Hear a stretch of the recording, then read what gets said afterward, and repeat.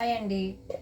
వేడి వేడి రైస్, వేడి వేడి రైస్, టమాటా తొక్కు చేశాను. మిక్సీ పెట్టి పచ్చడి కనిపెట్టిని తిరగమాత చేశానండి. మీ ఇంట్లో ఏం కర్రీ చెప్పండి. ఈరోజు కమ్మగా టమాటా తొక్కు వీడియో కోసం చేశాను.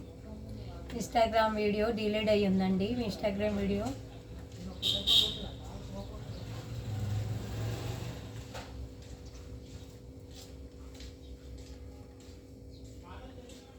సూపర్ భలే ఉంది. ఇన్స్టాగ్రామ్ వీడియో రాత్రంతా డిలీట్ అయ్యి ఉందండి. నేను వీడియో పెడదామంటే పెట్టలేకపోయాను, డిలీట్ అయిపోయి ఉంది.